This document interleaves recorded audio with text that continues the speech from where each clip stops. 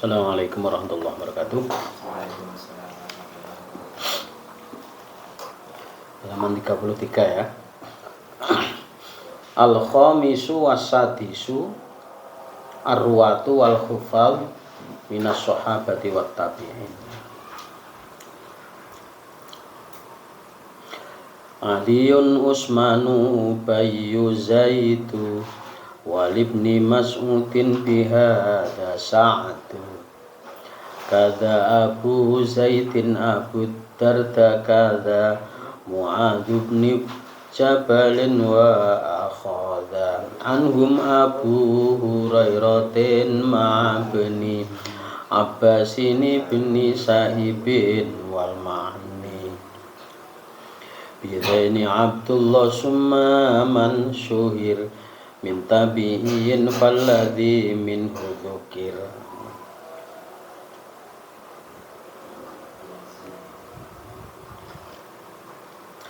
Yazidu Aiman Abuhul Qaqa'u wal A'raju bin Hurmuzin qad sya'u Mujahidun Atasaidun Ikrimah wal Aswadul Hasanu Zirrun Alqamah kada kama surukun kada abidah ruju sab'atin lahum labuddah. Al-khamisu yang kelima, wasadisu dan yang keenam. Arwatu itu berbicara mengenai rawi, para pembawa ilmu. Wal khufadhu dan para hafid minas sahabati dari kalangan sahabat wat tabi'in dan kalangan tabi'in. Jadi yang kelima dan yang keenam ini berbicara mengenai rawi bacaan dan para hafid dari kalangan para sahabat. Aliun yaitu Sayyidina Ali di kalangan para sahabatnya. Usman, Ubayyu dan Ubayyu, Zaid dan Zaid. Wali ibni Mas'udin dan bagi Ibnu Mas'ud bihada dengan golongan sahabat ini satu itu keberuntungan. Ini adalah nama-nama rawi hafid di kalangan para sahabat. Kada demikian juga Abu Zaidin Abu Zaid, Abu Darda dan Abu Darda. Kada demikian juga Mu'adz bin Jabal wa akhadha dan mereka berdua itu ngaji. Jadi Abu Zaid, Abu Darda itu ngajinya pada Mu'adz bin Jabal. Anhum dari mereka Abu Hurairah ngajinya ya. Ma'a ibni Abbas beserta Ibnu Abbas, Ibnu Sa'ib dan Ibni Sa'ib, wal makni yang dimaksud. Nanti syarahnya kita lebih jelas. Bida ini dengan dua orang ini Abdullah, sahabat Abdullah, summaman kemudian orang syuhiro yang terkenal. Min tabi'in dari kalangan tabi'in, falladhi maka orang minhum dari mereka dzukira yang telah disebutkan, yaitu Zaid, Yazid, man abuhu orang yang orang tuanya Al-Qaqqa itu bernama Al-Qaqqa, Yazid Al-Qaqqa. Wal A'raj ibnu Hurmuz dan A'raj ibnu Hurmuz kalangan tabi'in.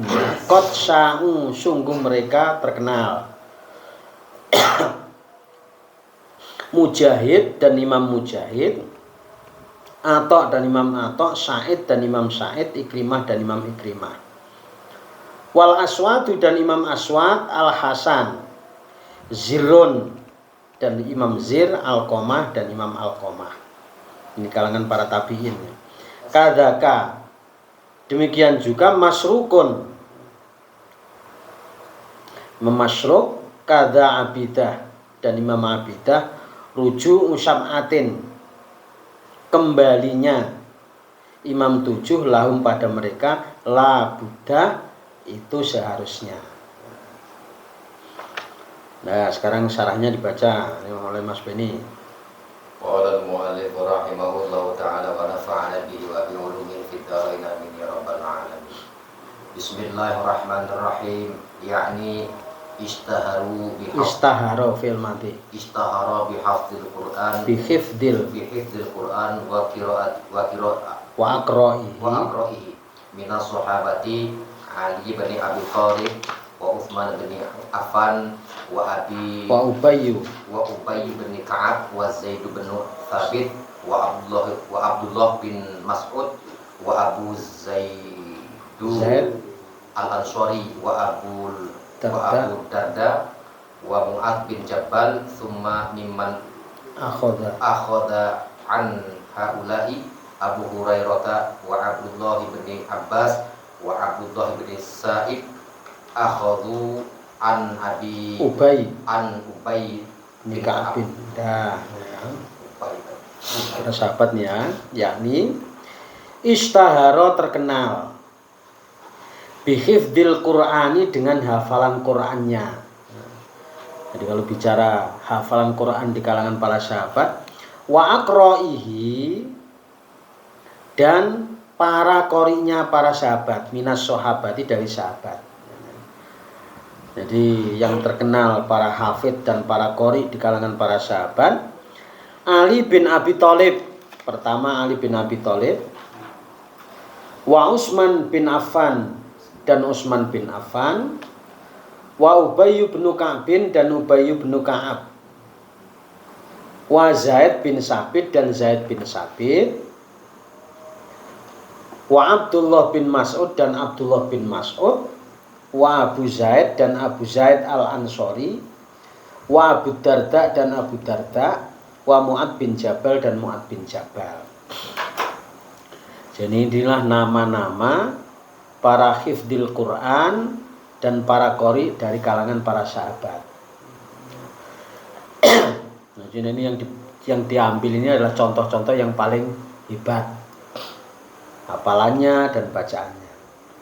Summa mimman, kemudian dari orang-orang akhoda, yang belajar, anha ulai, dari para sahabat itu. Nah, ini sahabat belajar pada sahabat. Abu Hurairah, Abdullah bin Abbas, wa Abdullah bin As-Sa'ib. Nah, tiga sahabat ini ngaji dengan para sahabat. Akhadhu, mereka mengaji, an Ubay bin Ka'ab, dari Ubay bin Ka'ab. Jadi ketiganya itu ngaji, belajar dengan Ubay bin Ka'ab. Sahabat belajar dengan para sahabat. Paham ya?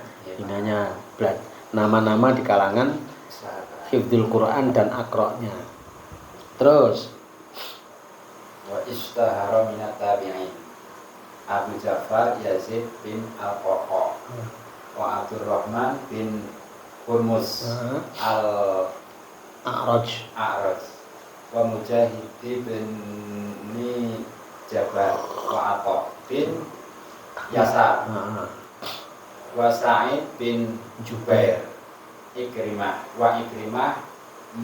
Maula Ibnu Abbas wal Aswad wal Hasan al Basri Wazir bin Hubais wa Alqamah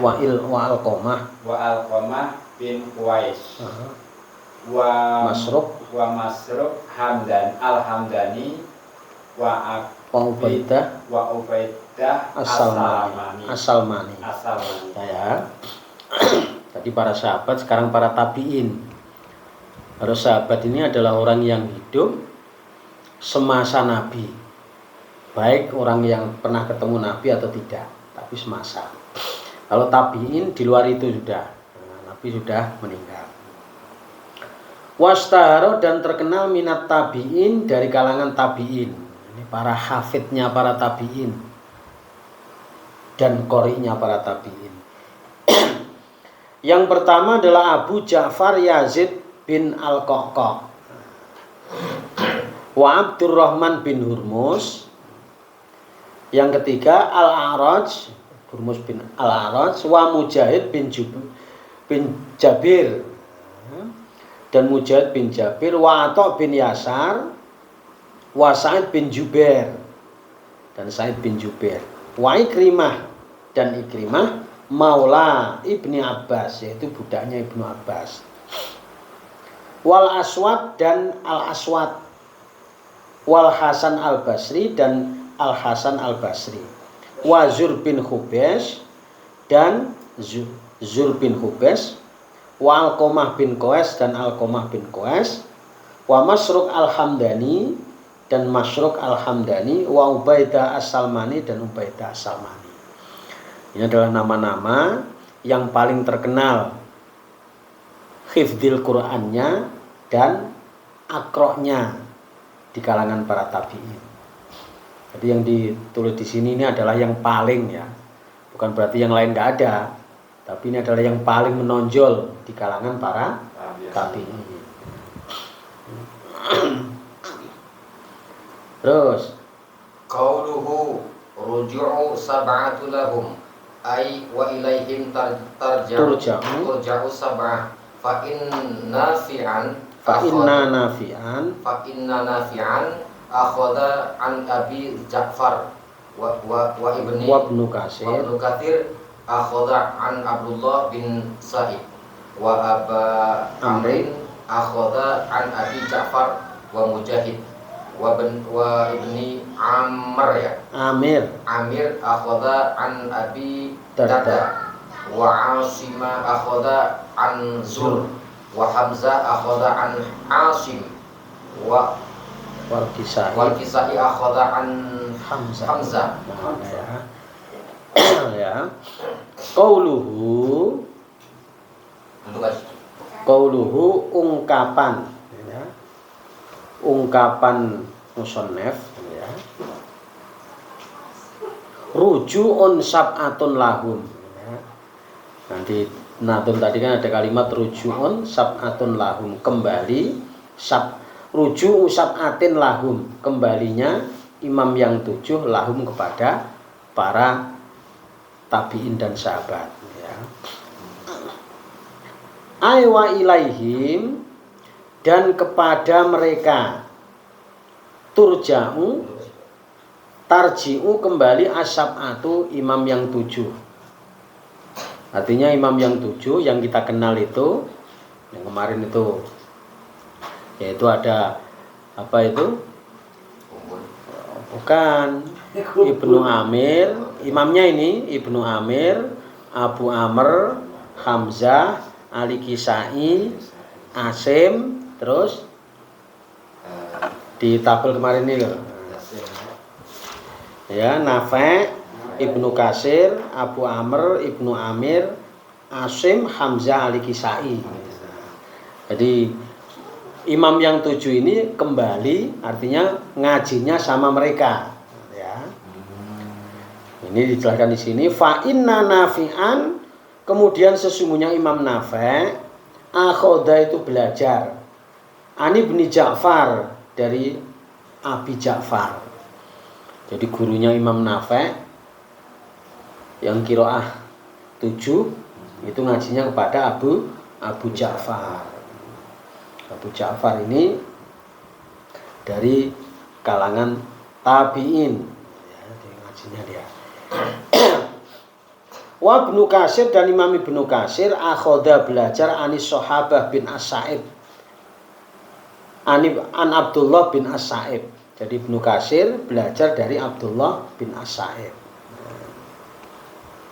Ini kalangan para sahabat ini, Abdullah bin As-Sa'ib. Wa Aba Amrin, dan Abu Amr akhoda belajar an Abi Ja'far wa Mujahid. Jadi gurunya 2, belajar ke Abu Ja'far juga Mujahid.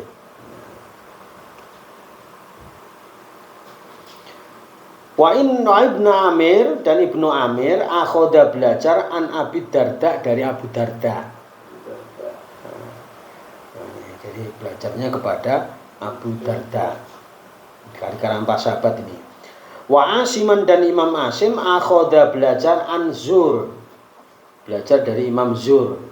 Kalangan tabi'in Zur ya. Wa Hamzah dan Imam Hamzah akhoda belajar an Asim dari Asim. Ini malah seumuran, semasa. Wal Kisai dan Imam Ali Kisai akhoda belajar an Hamzah dari Hamzah. Kisai belajar.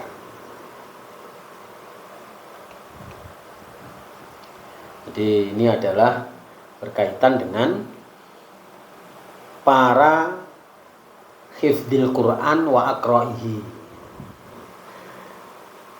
Baik dari kalangan sahabat dan kalangan tabi'in. Nah, kemudian imam yang 7 itu belajar dari mereka. Ada yang gurunya 2, ada yang 1, khusus belajar tentang Al-Quran. Makanya kalau kita terjun di bidang Al-Quran ini ya kita pelajari semuanya. Jangan hanya baca, ngapalin, tapi ilmu yang berkaitan dengan Al-Quran tidak dipelajari sama sekali. Makanya pondok-pondok pesantren yang bergelut di bidang hifdzil Quran kayak Yambo itu semua diajarkan ilmu-ilmu yang terkait dengan Al-Quran. Bukan cuma sebatas baca, menghafal, tajwid, termasuk ilmu-ilmu qiraahnya juga dipelajari. Makanya hafalannya ya mantep betul. Paham ya? Nah sekarang lanjutannya asanidul qurra'i sab'ah al-muttasilah bin Nabi sallallahu alaihi wasallam. Sanad-sanad para qori yang 7. Nah, sanad itu artinya sandaran ya. Jadi misalnya kayak di sini dijelaskan Abu Amr belajar dengan Abi Ja'far dengan siapa sampai sahabat sampai Nabi. Ini maksudnya adalah sanad para qori yang 7 al-muttasilati yang nyambung bin Nabi dengan Nabi sallallahu alaihi wasallam. Jadi nyambung. Ini langsung saya baca aja ya, ini cuma nama aja. 1 Nafi', Imam Nafi' qara'a belajar ala sab'ina atas 70 minat tabi'in dari kalangan para tabi'in. Jadi maksudnya begini, Imam Nafi' ini belajar mengaji dengan 70 guru dari kalangan para tabi'in. Jadi bukan cuma 1 gurunya, tapi 70 dari kalangan para tabi'in. Minhum diantara dari mereka adalah Yazid bin Al-Qaqqa 1. Kemudian wa Syaibah bin Nassah, wa Abdurrahman bin Hurmus Al-A'raj, wa Muslim bin Jundub dan Muslim bin Jundub. Itu salah satu diantara guru-guru yang ada 70 tadi, gurunya Imam Nafi', itu diambil yang paling terkenal ya. Wa qara'a dan belajar haula'i mereka itu ala Abdullah kepada Abdullah bin Abbas wa Abu Hurairah dan Abi Hurairah. Jadi guru-gurunya Imam Nafi' ngajinya dengan Abdullah bin Abbas dan Abi Hurairah. Wa qara'a dan membaca kilahuma keduanya, artinya keduanya Abdullah bin Abbas dan Abu Hurairah mengaji ala Ubay bin Ka'bin pada sahabat Ubay bin Ka'ab. Wa qara'a dan belajar Ubay bin Ka'ab ala Rasulullah sallallahu alaihi wasallam pada Nabi Muhammad sallallahu alaihi wasallam. Ini sanadnya nyambung. Ubay Rasul. Sahabat Ubay belajar dengan Nabi. Di sanad al-muttasilah. Makanya kalau nanti kita ini terjun di bidang Quran, ya memang diambuk itu. Kalau memang kita niat bergelut dengan Quran, dan nggak nanggung-nanggung, sanadnya jelas. Namanya Mbak Arwani ke si A, si B, dan terus pol sampai.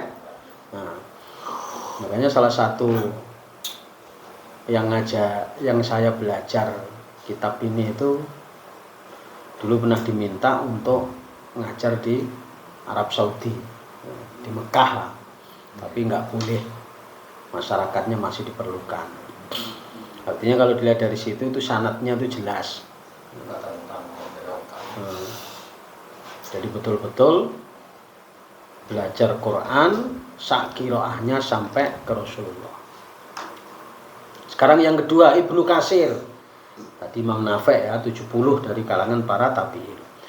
Qara'a ia belajar ala Abdullah bin Sa'ib Al-Mahzumi.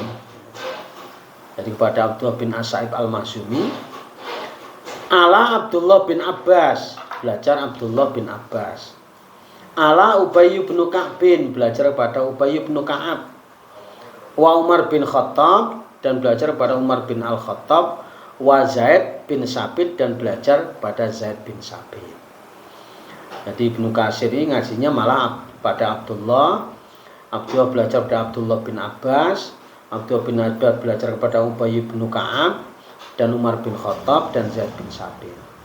Wa qara'a, dan belajar haula'i, mereka itu ala Rasulillah sallallahu alaihi wasallam, kepada Rasulullah sallallahu alaihi wasallam.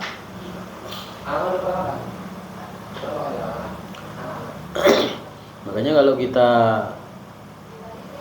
belajar bergelut di Quran, di mana lembaga itu ya perlu kita telusuri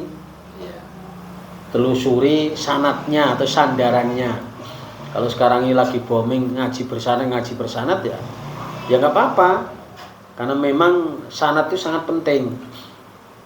Apalagi sekarang zamannya zaman teknologi, belajar dari YouTube kemudian diajar ke yang lain.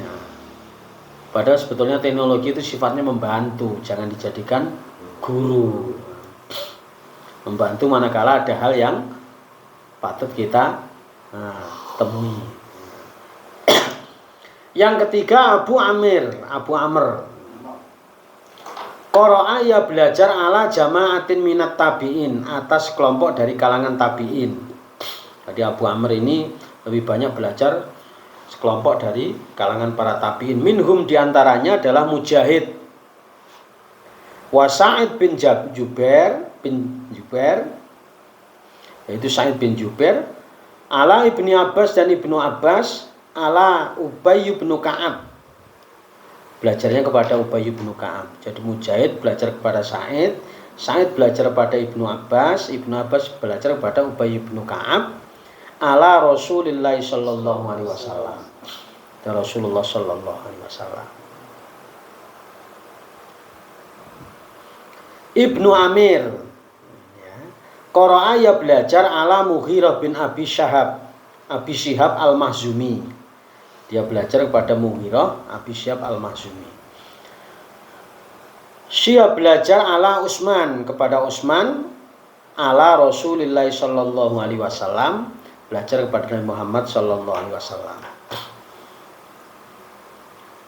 Wakila, dan dikatakan annahu, bahasanya Ibnu Amir, Qara'a belajar ala Utsman, kepada Utsman, bila wasitotin, tanpa perantara, bainahuma, di antara keduanya. Bahkan ada yang menyatakan Ibnu Amir ini belajar langsung kepada Utsman tanpa perantara. Berarti hidupnya langsung pada para sahabat. Rawi pertama.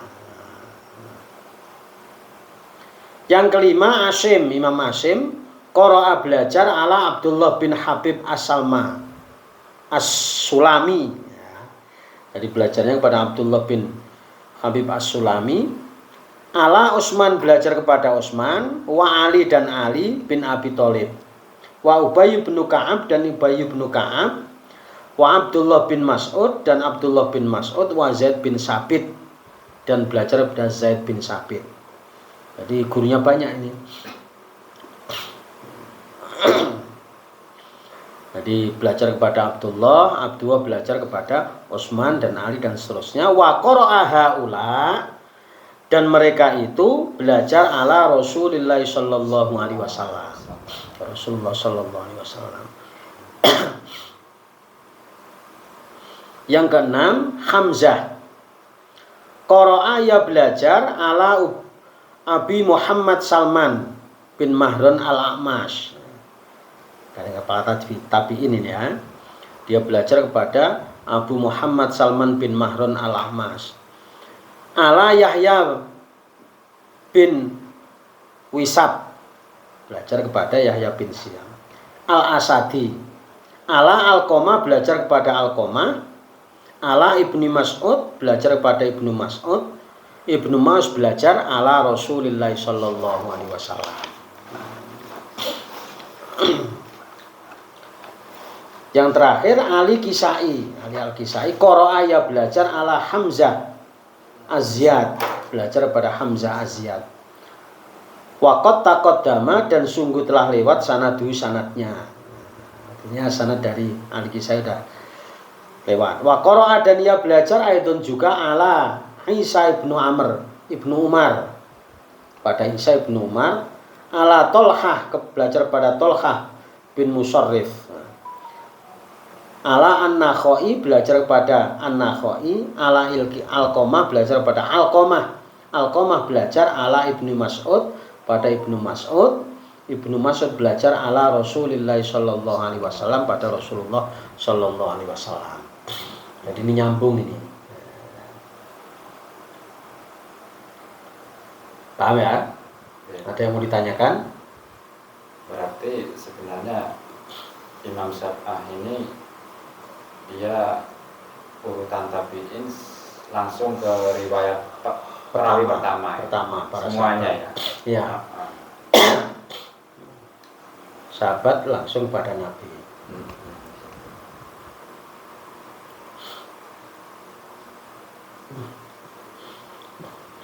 Makanya untuk dunia kita sekarang ini ya, kalau memang mau terjun secara langsung dalam artian ya total di dunia Al-Quran, ya kita belajarnya jangan nanggung, yang sanadnya jelas. Nah sekarang ini kan ngaji bersanad itu ya mudah-mudahan jelas benar, dan itu ditunjukkan apa istilahnya syahadahnya atau ijazahnya lah. Kalau misalnya kita pengen guru tahfidz, ya kita nggak apa-apa, kita minta syahadahnya dari mana, karena ini berkaitan erat dengan sanad tadi.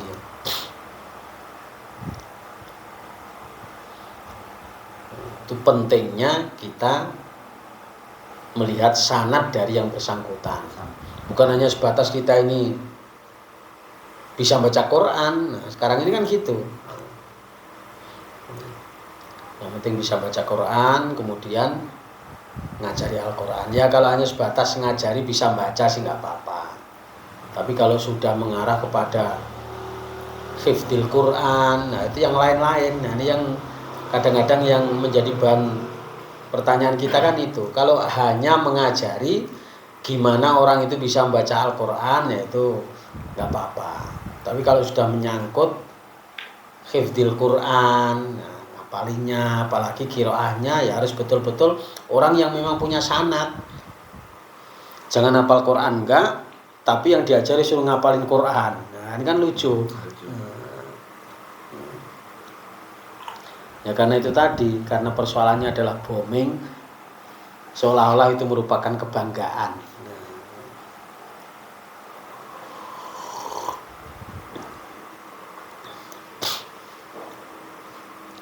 Ada lagi yang mau tanyakan?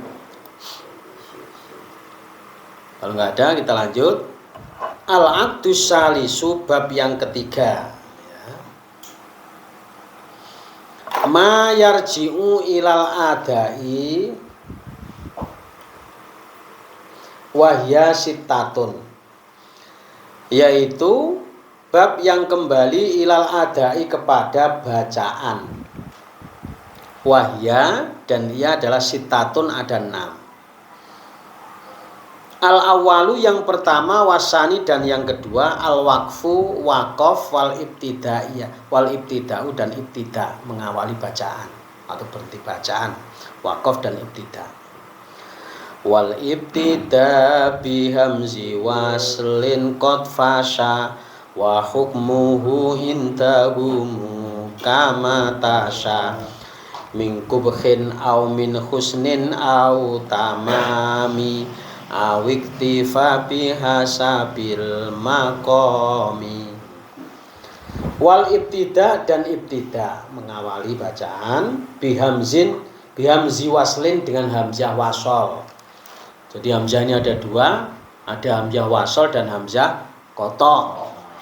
Kalau hamzah kotok itu di awal maupun di tengah itu dia, di awal atau di tengah itu dia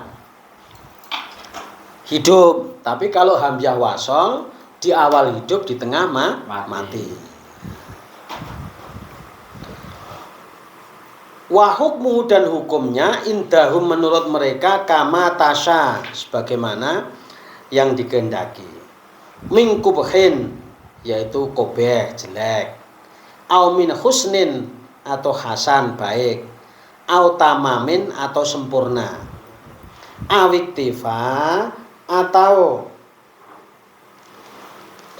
wakaf kafi cukup. Nah, nanti dijelaskan di syarahnya. Bihasabil makomi, dengan melihat tempatnya atau makomnya. Ya, sekarang syarahnya dibaca. Yani al-ibtida'u bihamzin wasolin mahmud masburin wasana'iha annaha tasbitun fil ibtida'i wa tasqata wataskutu fidurji. Nah ya. Yakni artinya al-ibtida'u mengawali bihamzi waslin dengan hamzah wasol masyhurun, itu terkenal. Jadi maksudnya gini, kalau kita mengawali bacaan dengan hamzah wasol, terkenal itu artinya hidup. Wasol ini ya. Misalnya uktul. Nah, ini kan hamzahnya hamzah wasol, tapi kemudian dikasih waw jadi waktul, hamzahnya mati. Kalau mengawali dengan hamzah wasol itu terkenal dia hidup. Wasya'nuha dan keberadaan hamzah wasol, innaha bahwasannya ia tasbutu tetap fil ibtida ketika berada di permulaan. Jadi kalau dia di awal hidup. Wataskutu dan mati atau gugur fidurji ketika berada di tengah. Ya. Jadi ketika berada di tengah itu mati, dan ketika berada di permulaan dia hidup. Nanti cara mendeteksi ini wasol apa kotok, nah, itu nanti ada babnya tersendiri. Paham? Nah, intinya kalau mengawali hamzah wasol itu hidup, kalau dia berada di tengah itu mati. Nah, hamzah kayak gini nih kita harus tahu. Ketika baca Al-Quran, ini hamzahnya wasol apa kotok. Sebab kalau dia wasol, hidup di awal. Di awal itu artinya bukan awal tulisan, tapi awal bacaan. Ya awal tulisan, ya awal bacaan. Yang dimaksud di sini adalah bacaan. Terus lanjut. Wayang kosimu al-waqfu wal ibtida'u ala arba'ati aqsamin. Al-tamul mukhtar wal waqfu ala kalimatin la tata'allaku bima ba'daha lafdhan wa ma'nan. Kalau enggak ada al-tanwin, kal waqfi fi qaulihi ta'ala wa ulaika humul muflihun. Nah ya. Wayang kosimu dan terbagi al-waqfu waqaf wal ibtida'u dan ibtida' ala arba'ati aksamin atas 4 bagian. Yang pertama at-tammul mukhtar, waqaf. Tam al mukhtar itu artinya sempurna yang dipilih. Artinya bagus kalau waqaf di sini. Wa huwa, dan ia adalah al waqfu, waqaf berhenti ala kalimatin, atas kalimat la tata'allaku yang tidak ada hubungan bima ba'daha dengan lafadz setelahnya. Lafdun baik lafadznya, wa maknan dan artinya. Jadi kalau kita baca Al-Quran, kemudian kita berhenti di kalimat yang tidak ada kaitannya dengan kalimat berikutnya, baik secara lafzi atau maknawi. Lafadznya yang nggak ada hubungannya, maknanya juga nggak ada hubungannya. Nah itu wakofnya namanya at-tamul mukhtar, wakof yang betul-betul sempurna. Justru kalau lanjut malah nggak baik. Kal wakfi, seperti wakof berhenti fi qauli ta'ala, dalam firman Allah, wa ulaika humul muflihun. Nah, ini surat Al-Baqarah ya. Ulaika ala hudam mir rabbihim wa ulaika humul muflihun. Nah, ayat berikutnya ya nggak ada kaitannya, baik itu lafadz dan artinya. Nah, supaya kita ini baca Quran itu tahu, ini kalau saya berhenti ini wakofnya apa, ya sedikit banyak kita belajar artinya. Sehingga kita baca Quran, kita berhenti itu betul-betul wakofnya ini di at-tamul mukhtar. Makanya kalau kita bicara Al-Quran ini ya, kadang-kadang itu orang sekarang ya mengejar kuantitas daripada kualitas. Misalnya puasa, saya khatam sampai 3 kali, 4 kali, yang begitu. Tapi kualitasnya tidak dipahami bersama. Padahal termasuk membaca wakof ini harus betul-betul ini menyangkut kualitas. Ya syukur kualitasnya kuantitasnya juga dilihat, kualitasnya juga diperhatikan. Jadi yang pertama adalah wakaf at-tamul mukhtar. Paham ya? Nah, ada pertanyaan? Kalau nggak ada lanjut. Wal kafil jaiz. Wa wal waktu ala kalimatin tata'allaku fil mudhari ya. Oh iya, tata'allaku bima ba'daha makna faqat. Kal waqfi fi qaulihi ta'ala am lam tungdirhum la yu'minun. Nah, dia. Yang kedua adalah wal kafil jaiz. Waqaf al kafil jaiz itu cukup dan boleh. Artinya cukup dan boleh itu ya kita berhenti di situ ya boleh. Artinya jelek enggak, baik juga enggak. Wahwa, dan dia adalah al waqfu waqaf ala kalimatin, atas kalimat tata'allaku yang berhubungan bima ba'da dengan lafadz ba'da setelahnya, tapi maknan dalam hal arti fakot saja. Artinya kita berhenti di satu kalimat yang berhubungan dengan ayat berikutnya tapi dengan arti saja. Kalau ayatnya nggak ada. Kal waqfi, seperti waqaf fi qauli ta'ala, di dalam firman Allah, am lam tundirhum la yu'minun. Nah, kalau kita berhenti di sini, itu adalah kalimat ada hubungannya dengan kalimat setelahnya, tapi artinya saja. Kalau ayatnya nggak ada, kan tungdirhum ini kan sudah akhir ayat. Wasawaun alaihim andartahum am lam tundirhum la yu'minun. Ayat berikutnya adalah khatamallahu ala qulubihim dan seterusnya. Nah, artinya masih ada hubungan, tapi ayatnya sudah tidak ada karena dia di ujung ayat. Itu namanya al-kafil jaiz. Nah, paham ya? Nah, ada pertanyaan? Kalau nggak ada lanjut, selesaikan dulu. Wal hasanul mafhum wa huwa al-waqfu ala kalimatin tata'allaqu bima ba'daha lafdhan wa ma'nan. Kal waqfi fi qoulihi ta'ala alhamdulillahi rabbil alamin. Yang ketiga adalah wal hasanul mafhum, yaitu wakaf hasan al mafhum, baik dan bisa dimengerti. Artinya baik wakaf di situ. Bisa dimengerti itu artinya napasnya sudah ngos-ngosan. Nah, misalnya gitu ya. Wahwa dan dia adalah al-waqfu waqaf ala kalimatin atas kalimat tata'allaku yang berhubungan bima ba'da dengan ayat ba'da setelahnya, lafdon baik secara lafdi wa maknan dan secara maknawi. Jadi kita berhenti di kalimat yang berhubungan dengan ayat setelahnya, baik lafadznya maupun artinya. Kal waqfi seperti waqaf fi qauli ta'ala alhamdulillah.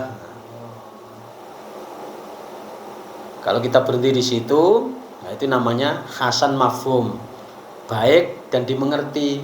Kenapa dimengerti? Karena napasnya ngos-ngosan.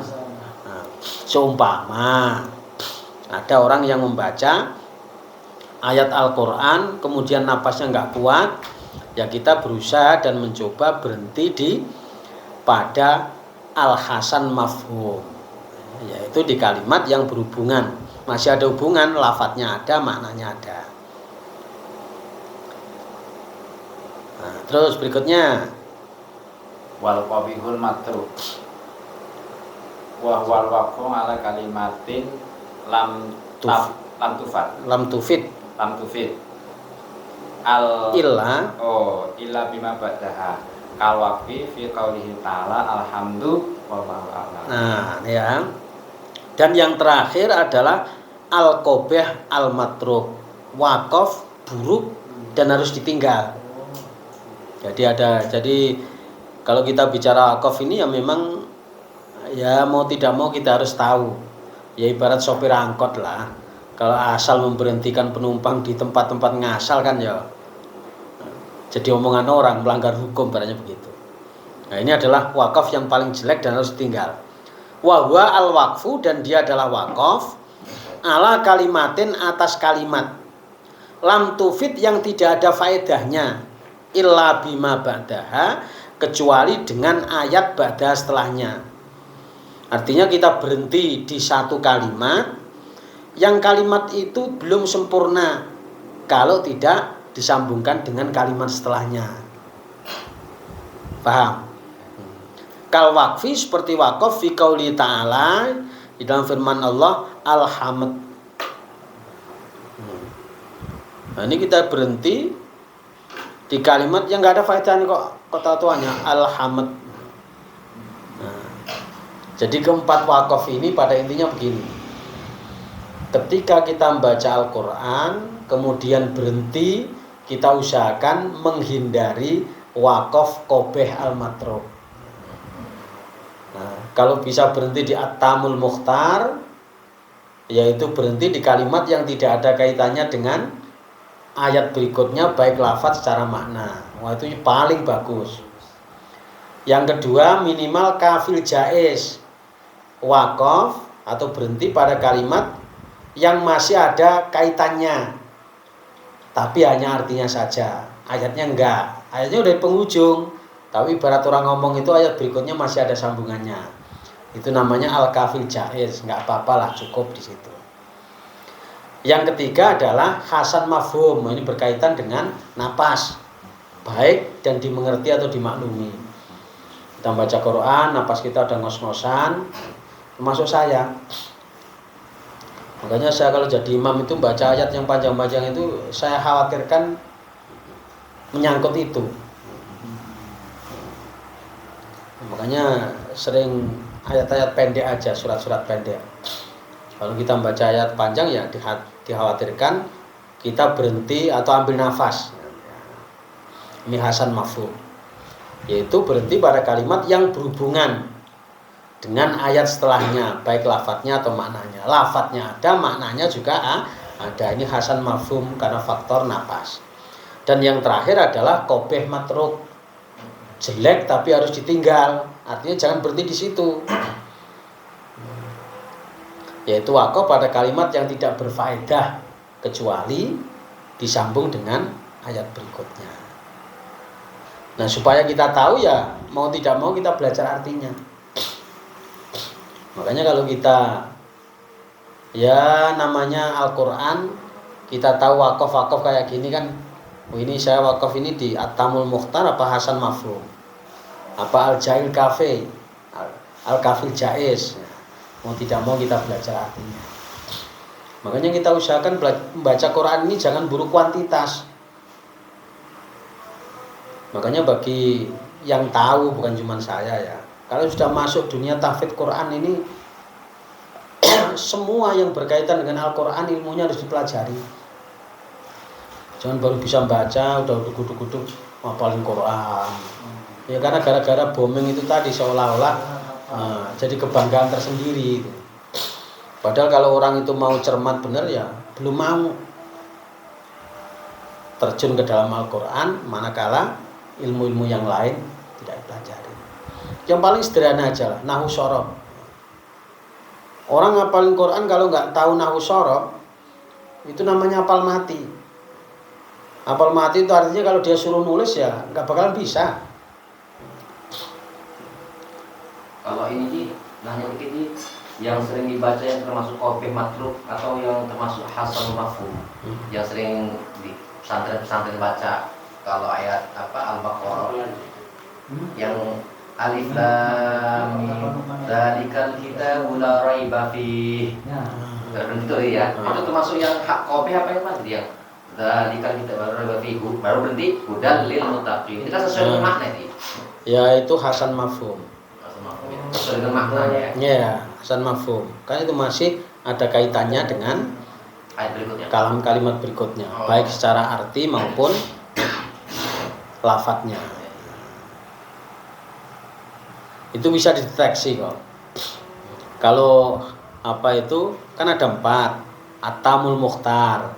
Berhenti. Itu aja deteksinya ya. Iya.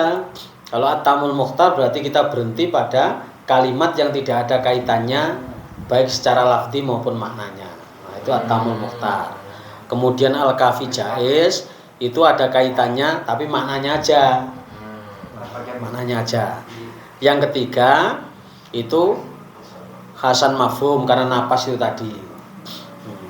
Kalau yang terakhir kopeh matruk.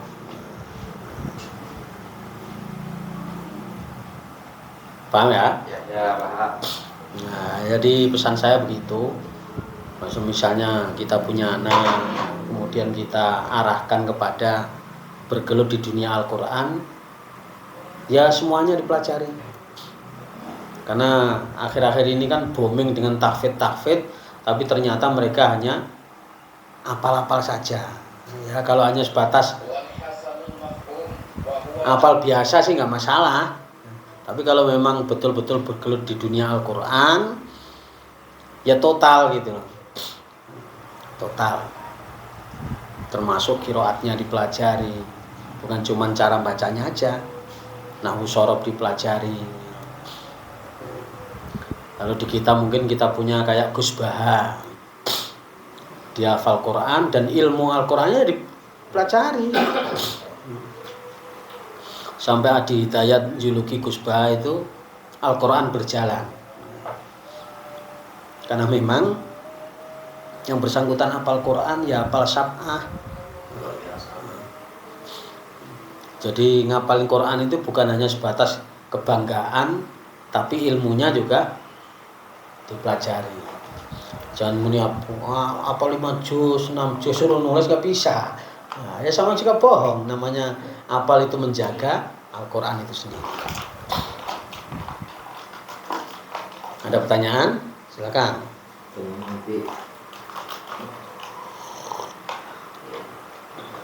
Paling yang saya mau tanyakan itu, ya kan sekarang itu tadi cara itu kan marak ya, buka-buka habis gitu. Jadi termasuk tempat itu ini lagi digagas itu, gedungnya aja dibuat. Gitu.